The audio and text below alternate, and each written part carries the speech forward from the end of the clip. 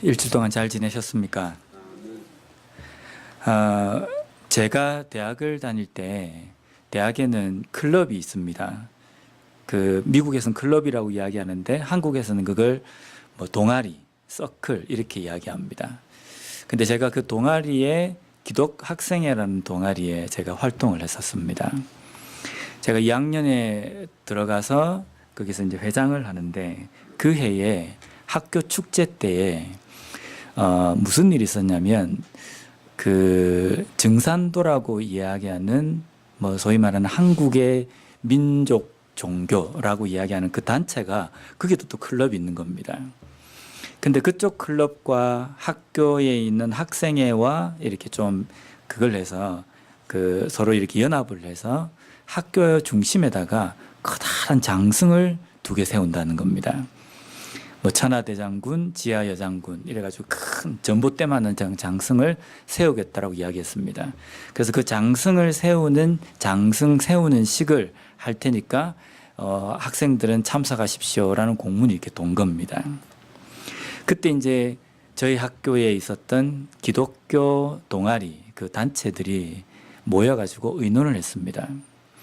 과연 이것이 바른 일인가? 이걸 우리가 그냥 지켜봐야 되겠느냐라고 이제 의논이 된 겁니다. 근데 원래 저희 학교가 처음에 세워질 때는 기독교 학교로 세워진 겁니다. 그런데 기독교 학교로 세워진 이 학교 중심에 어떻게 장승이 세워질 수 있느냐라고 해서 기독 학생들이 모여서 서로 이제 한 달 동안 모여가지고 기도회도 하고 예배도 드리면서 의논한 내용은 우리가 이 장승에 대해서 세우지 않도록 그쪽에다 건의를 하자라고 이렇게 했습니다. 결정이 났습니다. 그래서 그쪽에다가 건의를 했습니다. 그것을 세우지 않았으면 좋겠습니다 라고 했는데 결국은 그 장승이 세워진 겁니다. 어떻게 했겠습니까? 그 장승이 세워지자 기독 학생들이 전부 다 연합이 되어서 그 장승을 잘랐습니다. 톱을 가져가가지고 그걸 잘랐는데요. 뭐 자세한 내용은 다음에 시간이 있으면 한번 하겠는데 이 일 때문에 기독 동아리에 있는 전체가 동아리에 대해서 제명이 된 겁니다. 정식 동아리 인정이 안 되고 쫓겨난 겁니다. 그래서 이제는 그 동아리 활동을 할 수 없도록 되어버린 겁니다. 뭐 장승을 잘랐다는 그 이유 때문입니다. 뭐 남의 사유물을 손을 댔다라는 그겁니다. 그리고 또 그게 또 그 일로 인해 가지고 전체 기독 학생들을 고소를 한 겁니다. 그 중에서도 이 기독교 동아리가 있는 뭐 CCC나 저희 동아리의 회장들을 고소를 한 겁니다. 그래서 제가 고소를 당했습니다. 근데 그 고소를 하고 난 다음에 자신들이 그 당시에 한국에서는 청문회가 되게 유행이었거든요. 그래서 그 기독 학생들 회장단을 모아가지고 불러가지고 학생들이 되게 많이 다니는 그곳에서 야외 청문회를 한 겁니다. 그래서 왜 이렇게 잘랐느냐 뭐 이런 걸 추궁을 하는데 주변에 이제 그 학생들도 많이 모여 있고 근데 그거는 뭐 시시비비를 가리자는 청문회를 위한 어떤 그것이 아니라 완전히 기독 학생들을 아예 그냥 비판하려고 하는 자리였습니다. 그 자리에서 이런저런 이야기를 하지만 왜 잘랐느냐, 왜 이렇게 했느냐라고 물어보지만 이게 그 당시에 그게 대답하는 사람들도 어떻게 대답을 해야 되겠습니까? 신앙적으로 우리가 믿는 믿음의 이 신념으로서는 이런 것이기 때문에 우리가 잘랐다라고 이렇게 이야기를 하지만 그게 그 사람들에게 설득력이 없는 겁니다. 이런저런 이야기가 많이 오면서도 기독 학생들, 그러니까 크리스찬 학생들 사이에서도 이걸 자른 것이 옳은 행동이냐 아니면 옳지 못했느냐라는 것이 또 이렇게 팽팽하게 맞서기도 했었습니다. 근데 제가 그 자리에 참석을 했는데 거기에서 정말 저는 지금까지 잊혀지지 않는 한 사람의 이야기가 생각이 납니다. 그 청중 중에 한 사람이 손을 들고 이런 이야기를 하는 겁니다. 나도 크리스찬이고 모태신앙인인데 당신들 때문에 내가 쪽팔려서 얼굴을 들고 다니지를 못하겠다라고 이야기를 하는 겁니다. 저는 그 말을 듣고 좀 충격을 좀 받았습니다. 왜냐하면 이 일과 그리고 내가 크리스찬인 것이 왜 부끄럽고 왜 그 사람들에게 뭔가 알려져서는 안 될 것 같은 그러한 내용이 되어야 될까라는 겁니다. 그러면 결국은 이 사람의 생각으로는 크리스찬들이 잘하면 내가 고개를 들고 다닐 수 있는 그리스도인이다라고 이렇게 이야기할 수 있는 겁니다. 크리스찬들이 못하니까, 교회들이 못하니까 내가 고개를 들고 다닐 수 없다는 겁니다. 요즘도 보면은 교회 목사, 교회 직분자들 이런 사람들이 세상에 질타를 많이 받습니다. 근데 그 일들이, 사건들이 일어나면 거기에 대해서 기독교인들이 뭐라고 이야기하냐면, 내가 요즘은 기독교인이라는 것을 어디 가서 이야기하기가 부끄럽다라고 이야기하는 사람들이 종종 있습니다. 우린 여기서 좀 짚고 넘어가야 될 게 있습니다. 왜냐하면 왜 이 시대가 세상으로부터 질타를 받을 때에 그것이 내가 그리스도인인 것이 부끄러워야 되느냐라는 겁니다. 그럼 결국은 뒤집어 놓으면요, 이 시대가 교회의 추앙을 받고 교회의 환영을 받으면 내가 그리스도인인 것이 안 부끄럽다는 겁니다. 그러면 내가 한 것이 아니고 이 시대의 교회가 했고 이 시대의 목사들이 했고 이 시대의 직분자들이 한 그 부끄러운 행동 때문에 내까지 매도당해서 비판을 받는 것은 나는 용납할 수 없다라는 생각이지 않습니까? 그러면 이 시대의 교회가 잘해가지고 크리스찬들이 칭찬을 받을 때에 그 이 사람들의 생각으로는 이렇게 해야 됩니다. 내가 한 것이 아니기 때문에 나도 함께 칭찬을 받는 자리에 나는 있을 수 없다. 그렇게 돼야 되지 않습니까?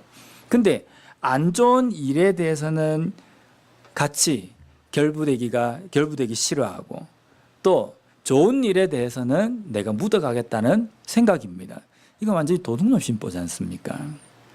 내가 그리스도인으로서 제대로 살아가고 있다고 한다면 이 시대의 교회가 어떻든, 이 시대의 목사가 어떻든, 이 시대의 직분자가 어떻든 내가 그리스도인인 것, 그것은 부끄러워하거나 아니면 감추거나 할 그 문제가 아니라는 겁니다. 초대교회 때는 역시도 세상으로부터 핍박과 질타를 많이 받았습니다. 우리가 잘 알지 않습니까?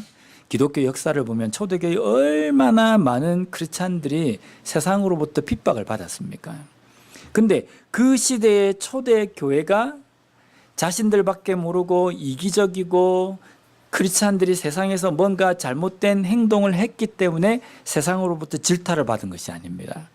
정말 하나님의 말씀대로 살고 복음대로 살아가려고 하는 크리스찬들에게 세상은 핍박과 박해를 가했다는 겁니다. 오늘날에도 그리스도인들이 그 시대와 초대교회 시대와 마찬가지로 비판과 질타를 받고 손가락질을 받습니다. 받는 원인과 이유는 다 다릅니다.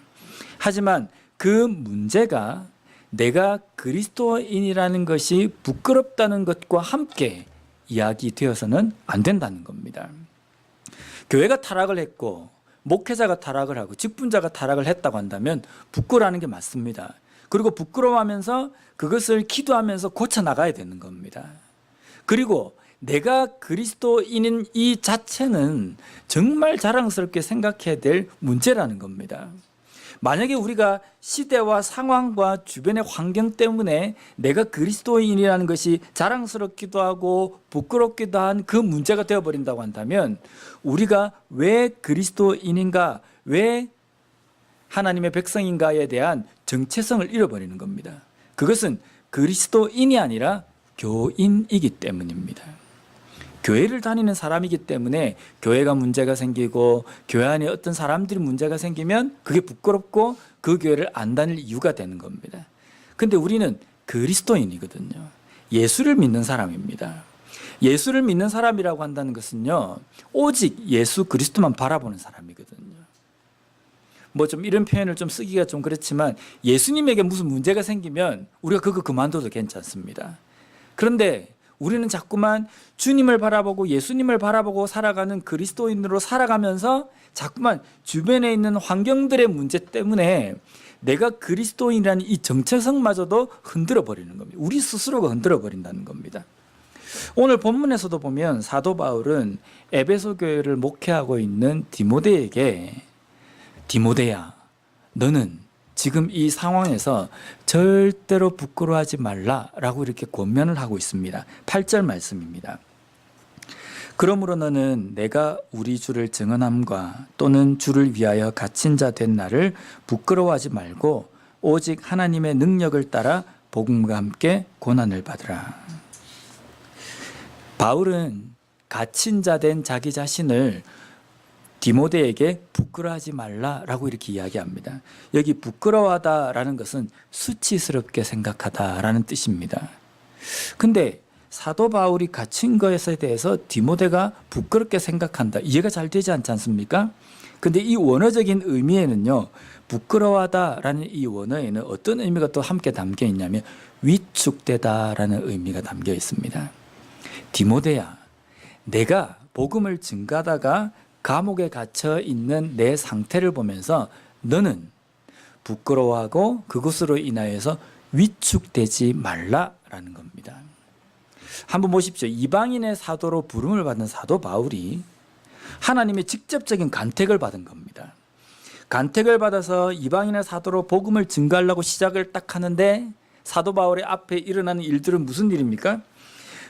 사도 바울의 그 말씀을 듣는 사람들이 전부 다 뒤집어지고 믿지 않는 그 상황 가운데서 복음으로 인하여서 예수 그리스도를 믿는 그리스도인이 많이 되고 이런 일도 물론 일어났지만 사도 바울이 복음을 증가하는 그 길 앞에는요, 그 일을 시작하려고 하는 그 시점부터 걸림돌, 그 다음에 가시밭길, 사람들로부터의 핍박, 매로 맞는 것, 굶주림, 여러 가지 위협들이 사도 바울 앞에 쫙 펼쳐지는 겁니다. 그런 일들을 겪는 옆에서 지켜보는 사람들의 입장에서는 처음에는 야, 저런 것도 하나님께서 함께 하실 거야 라고 생각하는데 시간이 지나면서 어떻게 됩니까? 바울이 위협을 피해서 도망도 가야 되고 어떻게 보면은 야, 어떻게 저게 정말 믿음으로 하나님 말씀을 증가하는 사역자에게 일어나야 할 일인가 라고 의문을 가진 일들이 많이 생기는 겁니다. 우리의 사고방식은 그렇거든요. 내가 하나님의 일을 한다고 한다면 막힘이 없어야 된다고 생각합니다. 어떤 반대는 반드시 안 일어난다라고 이렇게 생각하는 겁니다. 그래서 목사가 영성이 좋고 사역을 잘 하고 있으면 아픈 데도 없이 승승장구한다고 생각합니다. 근데 목사가 좀 사역하는데 비실비실하고 아프고 뭔가 그러면 저거 영성이 떨어졌고 제대로 기도하지 않는다라고 생각합니다. 우리 사고방식 그렇지 않습니까? 그래서 일어나는 이 일들을 가지고 그 사람을 평가를 하는 겁니다. 사도 바울은 디모데에게 영적인 아버지와 같은 존재입니다. 영적인 지주입니다. 그래서 디모데 입장에서는 사도 바울이 롤 모델이 되고 사도 바울을 쫓아가는 아주 그 사도 바울을 그 마음속에 디모데는 아주 크게 생각을 하고 큰 영향을 받는 겁니다. 근데 사도 바울이 되어지는 상황과 그가 가는 길을 보니까 너무 힘들어 보이는 겁니다. 때로는 이해가 되지 않는 어려움을 겪는 겁니다. 그러면 디모데 입장에서 어떤 기도를 했겠습니까? 하나님 왜 하나님의 복음을 증가하는 저 바울에게 저런 어려움을 주십니까? 정말 하나님 우리를 지켜보고 계시는 겁니까? 하나님, 사도 바울이 하는 저 사역에 하나님께서 뭔가 공감을 하시면서 찬성을 하고 계십니까? 이런 기도를 하지 않았겠습니까? 그리고 이제 극기하는 감옥에 갇히는 그 모습을 보면서 아마 디모데 마음에는 두렵기도 하고 또 위축되기도 했을 겁니다. 그런 디모데에게 사도 바울이 너는 나를 부끄러워하지 말라라고 이야기를 합니다. 왜냐하면 너는 나를 보고 사역하는 자가 아니라 예수 그리스도의 복음을 위해서 사역하는 사역자이기 때문이다라는 겁니다. 한 교회에 어떤 문제가 생겼습니다. 그래서 그 교회에 담임 목사님이 교회를 그만두게 됐습니다. 근데 좋은 일로 그만두시면 괜찮은데 안 좋은 일로 그만두시게 되면 그 교회는 어떻게 됩니까? 그 담임 목사를 추종하는 사람과 그렇지 못한 사람들이 쫙 하고 갈라집니다. 그래서 그 목사님이 그만두고 나면 그 목사님을 평소 때 추종하고 다른 사람들은 교회를 나오지 않거나 교회에서 아주 좀 반대되는 입장에서 서 있게 된 겁니다. 왜 이렇게 됩니까? 교회는 누구를 위해서 존재하는 겁니까? 예수 그리스도를 위해서 존재하는 곳이지 않습니까? 그런데 주님이 사라지지 않으시고 주님이 계속 그 교회에 계시고 주님이 함께 계시는데 왜 사람들은 사람이 그만두는 것 때문에 이리저리 흔들려야 되는 거냐라는 겁니다. 우리의 생각 속에는요, 내가 예수를 믿지만 그 예수님을 믿는 그것에 내가 예수님 믿는다라고 우리가 이야기를 하지만 거기에서 이 사람에 대한 의존도가 높아지는 겁니다. 교회 안에서요. 특히 목사에 대한 의존도가 많이 높아집니다. 그래서 목사를 하나님 다음처럼 생각을 합니다. 근데 실질적으로 들여다보면요, 하나님 다음으로 생각하는 것이 아니라 하나님보다 더 높게 생각하는 경우도 있습니다. 근데 이런 것을요, 목회자들은 교묘하게 이용도 합니다. 그걸 이용해서 자기 사람을 만들려고 하고. 그래서 목회 철학을 교인들에게 알려야 한다. 왜 목회 철학을 알려야 합니까? 목사가 목회 철학이 이렇기 때문에 이 교회는 이런 식으로 가야 합니다. 저는 그걸 반대합니다. 왜냐하면 교회가 가야 될 방향은 말씀대로 가야 되는 것이지 사람이 목회자의 철학에 의해서 움직여서는 안 된다는 겁니다. 설사 목회자가 자기의 어떤 목회 철학이 있다 할지라도 성도가 있기 때문에 함께 맞추어 가는 거거든요. 그래서 자기가 가지고 있는 그 목회 철학을 교인들에게 주입을 시켜가지고 내 말을 잘 듣는 교인들로 만들어야 이 교회가 잘 굴러간다, 이런 생각을 하는 겁니다. 사람에게 의존할 수 있도록, 사람에게 의존도가 높도록 성도들을 만드는 것이 이 시대의 교회의 문제점인 것 같습니다. 그래서 저도 제 입장에서 나도 혹시 은연중에 이런 모습은 있지 않는가라는 생각도 좀 하면서 많이 좀 이렇게 돌아보려고 합니다. 오늘 본문에서도 보면 사도 바울이라는 이 존재는요, 당시 소아시아 교회의 위대한 인물입니다. 에베소 교회뿐만 아니라 갈라디아 교회, 빌립보 교회, 골로새 교회의 이 사도 바울은 거의 그냥 좀 이런 표현을 좀 쓰기가 그렇지만 신적인 존재가 아니겠습니까? 영적인 지주, 이렇게 이야기가 될 겁니다. 그러니까 그 사도 바울에 대한 의존도가 높은 교회들이 사도 바울이 어떤 상황이 되느냐에 따라서 영적인 상태가 왔다 갔다 해버리는 겁니다. 그러한 교회를 향해서 사도 바울은 이야기합니다. 부끄러워하지 말라. 내가 이 갇힌 걸로 인하여서 너희들의 믿음이 위축되어서는 안 된다는 겁니다. 어쩌면 이러한 일들이 일어나면 일어날수록 더욱더 진정한 그리스도인, 진정한 사역자들은 하나님의 말씀대로 더 열매를 맺으면서 강하게, 강력하게 힘을 발휘하면서 살아가야 된다는 것이 사도 바울의 주장이라는 겁니다. 이 시대 세상으로부터 손가락질을 받는 교회, 성도, 목사, 직분자, 그걸 보면서 우리는 어떤 생각을 하고 있습니까? 야, 내가 어디 가서 교인이라는 게 부끄럽다. 내가 어디 가서 예담 장로교회 성도라는 것이 부끄럽다. 이렇게 생각할 문제가 아닙니다. 왜냐하면 그것은 별개의 문제입니다.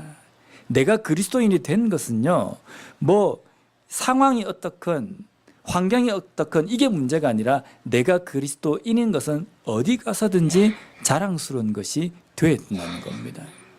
세상 사람들이 그러한 그리스도인에게, 교회에게, 직분자들에게 질타를 하고 정죄라는 이야기를 한다 하면 진정한 그리스도인은요, 그 상황에서 더욱더 성령으로 말미암아 그 열매를 맺는 삶을 살아가는 것, 그러한 모습이 되어야 된다는 겁니다. 우리가 잘 알고 있듯이 고린도 교회에 있었던 문제는 음행과 그리고 분쟁에 대한 이야기였습니다. 고린도전서 1장 12절 말씀해 보면요, 내가 이것을 말하거니와 너희가 각각 이르되 나는 바울에게, 나는 아볼로에게, 나는 게바에게, 나는 그리스도에게 속한 자라 한다는 것이니. 한번 보십시오. 고린도 교회에 파가 나눠졌는데요, 어떤 파가 있냐면 바울파, 아볼로파, 개바파, 심지어는 그리스도파입니다. 이 파가 이렇게 나눠져 있다고 하면 우리가 상상을 한번 해볼 수 있지 않습니까? 만약에 바울, 아볼로, 개바파 이 파 사람들이 사역을 하고 있는데, 교회 안에 함께 신앙생활을 하고 있는데 바울이 복음을 증가하다가 매를 맞고 감옥에 갇힌 겁니다. 그러면 아볼로파 사람들이 바울파 사람들에게 뭐라고 생각하겠습니까? 봐라, 너희들이 추정하는 그 바울은 저렇다. 제대로 사역을 잘 못하니까 감옥에 갇혔다. 우리가 쫓는 아볼로, 개바파는 어떻느냐? 열심히 하지 않느냐? 감옥에도 갇히지 않고 승승장구한다. 이런 비판을 하지 않았겠습니까? 물론 예상입니다. 실제 교회 안에 그런 일이 있었다는 것이 아니라. 근데 그 안에서 나는 바울파다, 나는 아볼로파다, 나는 개바파다라고 이야기하는 이유가 뭡니까? 이 사람이 사역하는 것이 나에게 더 맞다. 나는 이 사람을 따르겠다라는 거거든요. 그래서 한 사람이 어떤 문제가 생기면 그 사람을 따르던 사람들은 위축되고, 나머지 파 사람들은 기가 살아가지고 그 위축된 그 사람들을 비판하고 정죄하는 모습, 이것이 교회 안에서 일어나는 문제였다는 겁니다. 이것이 어떻게 예수 그리스도께서 핏값으로 사신 교회 안에서 일어나야 될 문제라고 이야기할 수 있겠습니까? 예수님께서 핏값으로 사신 교회 안에는 모든 사람들이 그리스도파가 되어야 되잖아요. 예수 그리스도파가 되어가지고 어떤 편에 있던 사람이 아니면 위축되거나 부끄러워하거나 그런 문제가 생기면 함께 부둥켜 안고 용기를 북돋아주고 함께 기도하면서 나아가는 것이 그리스도파가 모여있는 교회에서 일어나야 될 일이라는 겁니다. 그런데 오늘날의 교회도 마찬가지입니다. 우리 교회가 숫자가 얼마 안 되지만 우리 교회는 다 하나가 되었다, 그렇게 자부하십니까? 이 안에서도 보이지는 않지만 이렇게 싹 갈라진 것 보이기도 하거든요. 이것이 우리의 신앙에 치명적인 치명타를 입힐 수가 있다는 겁니다. 어느 결정적인 순간이 되면 내가 예수 그리스도를 쫓고 지금까지 살아왔는가, 아니면 내가 사람을 보고 내가 신앙생활을 했는가, 그것이 확연하게 드러날 수 있다는 겁니다. 우리의 신앙의 목표는 사람이 아니라 그리스도임을 잊지 않는 그런 삶이 되었으면 좋겠습니다. 다시 바울은 디모데에게 7절 말씀으로 권면합니다. 하나님이 우리에게 주신 것은 두려워하는 마음이 아니요 오직 능력과 사랑과 절제하는 마음이니. 하나님께서 우리에게 성령을 주셔서 우리로 하여금 사역하게 하십니다. 우리를 제자로 부르셔가지고 하나님의 그 위대한 일을 하게 하시고 복음을 선포하게 하십니다. 근데 그 선포하는 일에 되면 반대가 많거든요. 여러 가지 그것을 못하게 막는 세상에 여러 가지 그 대적하는 무리들이 힘이 있습니다. 근데 그런 일을 만날 때마다 두렵거나 위축된다는 것은 사람으로서 당연한 겁니다. 하지만 그 가운데서 우리가 위축되지 않고 두려워하지 않아야 될 것은 그 사역을 내가 하는 것이 아니라 하나님께서 우리에게 하나님의 영, 성령을 우리에게 주셔서 하게 하시기 때문에 우리는 그 일에 대해서 두려워하거나 위축되지 않아야 된다는 겁니다.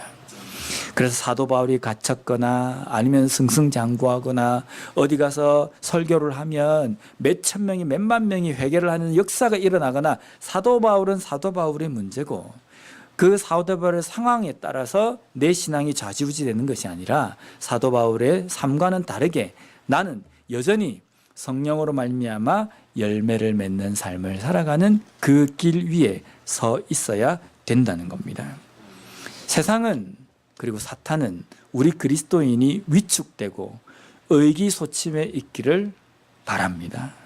그래서 어떻게 해서든지 그리스도인들이 위축되고 두려워하고 부끄러워하고 의기소침되도록 만들려고 하는 겁니다. 그래서 그러한 사탄의 전략에 놀아나지 않는 그리스도인이 되었으면 좋겠습니다. 내가 교인인 것을 말하기가 부끄럽다라는 말에도 어쩌면 이런 생각들이 사로잡혀 있는 겁니다. 사람에 의해서 내가 신앙생활을 하는 것, 주변의 환경에 의해서 따라서 신앙생활을 하는 것. 어느 교회가 좋은 곳이냐라는 것이 아니라 정말 어디가 하나님의 복음이 제대로 선포되어지는가, 이것을 우리가 봐야 되는 겁니다.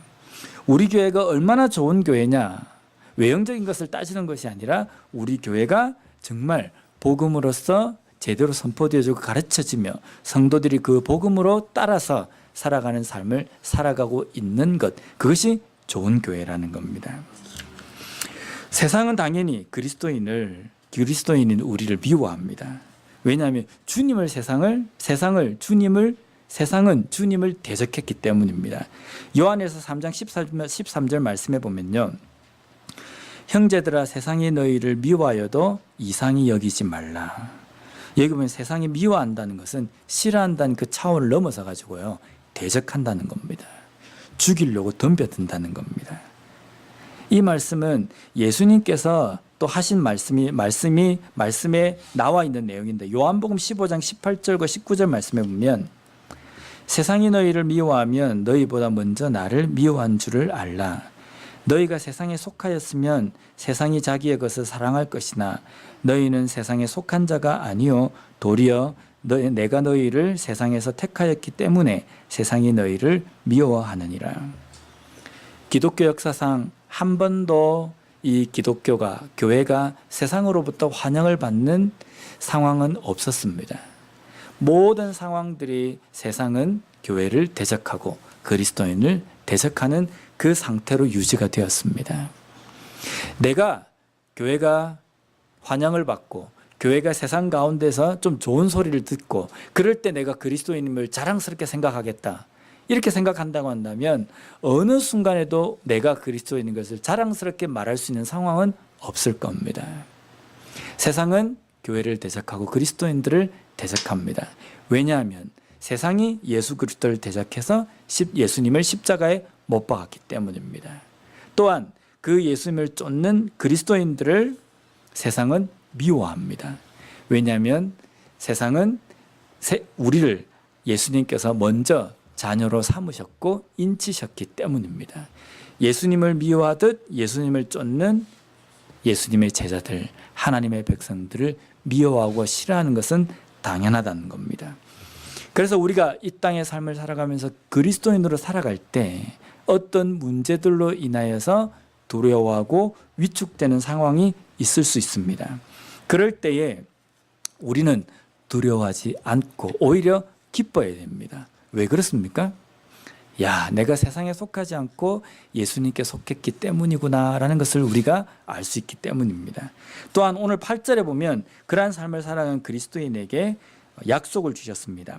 그러므로 너는 내가 우리 주를 증언함과 또는 주를 위하여 갇힌 자 된 나를 부끄러워하지 말고 오직 하나님의 능력을 따라 복음과 함께 고난을 받으라. 부끄러워하지 않고 성령으로 말미암아 고난받는 삶을 살라고 우리에게 이야기합니다. 근데 고난을 받는 삶인데요, 그 앞에 뭐가 돼 있냐면 복음과 함께 고난을 받아야 되는 겁니다. 고난을 받기는 받는데 복음이 빠져버린 고난이 있습니다. 이 시대의 교회가 세상으로부터 질타받고 손가락질 받는 이유입니다. 내 욕심, 내 속에 있는 정욕, 이것으로 인하여서 그 길을 걸어가면요, 세상으로부터 고난을 받습니다. 근데 그 고난이 복음이 빠진 고난이 된다는 겁니다. 복음이 빠진 고난은요, 주를 위해서 받는 고난이 아니기 때문에 아무 의미가 없습니다. 아무런 유익이 우리에게 없다는 겁니다. 우리가 받는 고난은 반드시 복음으로 인하여서 받는 고난이 되어야 된다는 겁니다. 앞서 제가 다니던 학교에서 장승을 자른 그 사건이 있었지 않습니까? 그 일이 있고 난 다음에 저희 학교에 있는 신문사에서 이제 저를 인터뷰를 한 겁니다. 그래서 제가 아르바이트를 하고 있는 그 자리에 와서 기자가 와서 인터뷰를 한 겁니다. 저희 학교 신문사에서. 근데 그 학생과 그 기자와 약속 시간을 잡고 난 다음에 한 3일 정도 이렇게 시간이 있었는데 그 3일 동안 가만히 생각해 보니까 도무지 그 사람에게 무슨 말을 해야 될지 아무 생각이 없는 겁니다. 왜 잘랐습니까? 왜 잘랐는지의 이유에 대해서 처음에는 우리의 마음속에 보면은 어떻게 하나님이 만드신 이 땅 가운데에 저 우상의 그 장승이 세워질 수 있느냐. 그것 때문에 잘랐지만 자르고 난 다음에도 보면 정말 이게 믿음으로 인한 결단인가 아니면 그렇지 않은가라는 그 의문도 생기고, 이것을 사람들에게, 교회를 다니지 않는 사람들에게 이야기를 하면 그 사람들은 이해를 하지 못합니다. 왜냐하면 하나님의 말씀을 모르기 때문입니다. 그래서 3일 동안 제가 고민도 하고 기도도 하고 하면서 마지막으로 그 기자를 만나기 전에 제 마음속에 하나님께서 어떤 마음을 주셨냐면요, 지금 너희들이 한 그 행동에는 복음이 빠져 있다라는 겁니다. 뭔가 믿음의 결단으로 장성을 잘랐지만 거기에는 복음이 없다는 겁니다. 그리고 그 일을 당한 세상 사람들, 교회를 다니지 않는 사람들은 크리스찬들이 왜 그 일을 했는지에 대해서 모른다는 겁니다. 저 예수쟁이들이 잘랐다 이것만 알지 왜 예수쟁이들이 그걸 자를 수밖에 없는지를 모른다는 겁니다. 왜냐하면 한 번도 크리스찬 학생들이 그들에게 그 이야기를 한 적이 없기 때문입니다. 일어난 이 현상을 어떻게 하면 설명할 수 있을까? 고소를 당한 이 상황에서 어떻게 하면 우리 자신을 변화할 수 있을까? 이 생각을 하고 상황을 자꾸만 설명을 하려고 했지 복음이 빠져버린 겁니다. 그래서 제가 전날 생각을 했습니다. 내일 그 기자를 만나면 무엇을 묻든지 처음부터 끝까지 복음에 대해서 내가 이야기를 좀 해야겠다. 그래서 이 기자가 어이없이 뭐 자리를 박차고 나가든 나는 그것 없이 왜 내가 그 일을 했냐면 그 복음 때문이기 때문에 내가 그 기자에게 복음에 대해서, 말씀에 대해서 이야기를 해야 되겠다. 그렇게 마음을 딱 먹고 그 기자를 만난 겁니다. 첫 질문이 저한테 그러는 겁니다. 왜 잘랐습니까? 묻는 겁니다. 그래서 제가 이렇게 대답을 했습니다. 왜 잘랐는지 설명하면 그 이유에 대해서 이해를 못할 겁니다. 그런데 우리가 그것을 자를 수밖에 없었던 그 이유는 복음 때문입니다. 그러면서 복음에 대해서 처음부터 창세기부터 해서 쭉 전날 제가 생각하고 요약을 했던 그 내용들을 쭉 이야기를 한 겁니다. 제법 길게 이야기했거든요. 전 속으로 이야기하면서 그만 듣고 그냥 자리를 박차고 갔으면 좋겠다. 그리고 내가 한 이 이야기도 학교 신문에다가 안 냈으면 좋겠다라고 생각을 했거든요. 근데 제법 그 긴 시간을 그 기자가 듣고 있는 겁니다. 가만히 듣고 있는데 저도 불안했습니다. 이 이야기가 끝나고 난 다음에 또 어떤 난처한 질문을 나에게 할 것인가. 근데 그 이야기를 다 이제 복음에 대해서 쫙 하고 예수님께서 죽으시고 부활하시고 그다음에 다시 오시겠다고 약속하신 그것 때문에 오늘날 그리스도인들은 그 약속을 붙들고 이렇게 살아간다. 그래서 왜 그리스도인들이 세상 사람들이 뭐 이러면서 쭉 이야기를 했습니다. 근데 그 이야기가 끝나고 난 다음에 그 기자 학생이 저에게 이야기를 하는 겁니다. 자기도 모태신앙이라는 겁니다. 모태신앙인데 어릴 때 어머니가 교회와 집에서 하는 행동이 너무 달라가지고 교회를 안 나갔답니다. 조심하셔야 됩니다. 그때부터 교회를 안 나가기 시작했대요. 근데 단순하게 교회를 안 나가는 것이 아니라 교회에 대해서 적대감을 가지고 크리스찬들에 대해서 아주 적대감을 가지고 살았다는 겁니다. 그런데 그런 마음을 가지고 살아오면서 지금까지 한 사람도 자기에게 제대로 된 복음을 이야기해 준 적이 없다는 겁니다. 근데 오늘 저를 만나가지고 이야기를 들으면서 이게 복음이구나 라는 것을 듣게 됐고, 이것 때문에 그리스도인들이 이 시대에 이렇게 살아갈 수밖에 없구나라는 것을 이해하게 됐다는 겁니다. 제가 그 이야기를 딱 듣고 난 다음에 이거 내가 했구나라는 생각이 들면 괜찮은데요. 뭐 그런 생각 들 수 없는, 왜냐하면 저도 놀랐습니다. 왜냐하면 장승을 왜 잘랐는지에 대한 이유를 제가 한마디도 안 했거든요. 안 하고 장승은 이미 잘라진 거고, 그 자른 것에 대해서 크리스찬들 사이에서도 잘했니 못했니 하는 판국에 지금 이 사람은 나에게 왜 장승을 잘랐느냐 묻는데 저 자신도 자신이 없는 겁니다. 왜 잘랐는지 저도 모르겠는 겁니다. 그래서 제가 기도하면서 하나님께서 저에게 마음을 주신 것은 그 사람에게 복음이 빠진 너희들의 행동에 대해서 복음이 들어가는 이유에 대해서 이야기를 해야 한다라는 것이 제 마음에 주신 겁니다. 그래서 마음에 주신 대로 했는데 그 사람이 바뀐 겁니다. 물론 그 뒤에 이제 그 사람과는 관계가 되게 좋아가지고 보니까 교회를 나가기 시작해, 동네에 있는 교회를 나가기 시작했다고 지나가면서 막 이야기를 저한테 했습니다. 그 일을 보면서 제가 그 생각을 했습니다. 아, 사람의 영혼을 변화시키는 일을 위해서 나아갈 때에 하나님께서는 힘과 능력을 주시는 거구나. 우리가 고난 가운데 있을 때, 우리가 힘든 상황 가운데 있을 때 하나님은 우리를 도우신다. 우리는 믿습니다. 그죠? 그래서 우리가 힘들고 어려울 때 하나님께 기도를 합니다. 그런데 그 어려운 상황들이 때로는 바뀔 때도 있지만 때로는 그대로 밀고 나갈 때도 있습니다. 어떤 때는 더 심각하게 변해버릴 때가 있습니다. 그런데 거기에서 우리가 생각을 해야 될 게 뭐냐면 내가 왜 그 고난을 받고 있느냐라는 겁니다. 복음 때문이냐 아니면 내 욕심 때문이냐. 내 정욕 때문에 그 고난을 받는다고 한다면 우리가 아무리 기도를 해도 하나님께서 그 가운데 역사하심을 우리가 보지 못한다는 겁니다. 하나님께서 우리에게 약속하신 것은요, 복음을 위해서 나아가는 삶, 그것을 위해서 고난을 감수하고 나아가는 자들에게 하나님께서 능력을 베풀어 주신다는 겁니다. 근데 그 능력은 그 고난 가운데서 건져주시는 것도 있겠지만요, 그 상황 가운데서 하나님의 역사하심을 볼 수 있도록 하시는 겁니다. 내 상황은 변하지 않지만, 내 상황은 조금도 호전되지 않지만 그 가운데서 하나님께서 어떻게 역사하시는지를 보게 된다는 겁니다. 그래서 12절 말씀에 보면 이로 말미암아 내가 또 이 고난을 받되 부끄러워하지 아니함은 내가 믿는 자를 내가 알고 또한 내가 의탁한 것을 그날까지 그가 능히 지키실 줄을 확신함이라.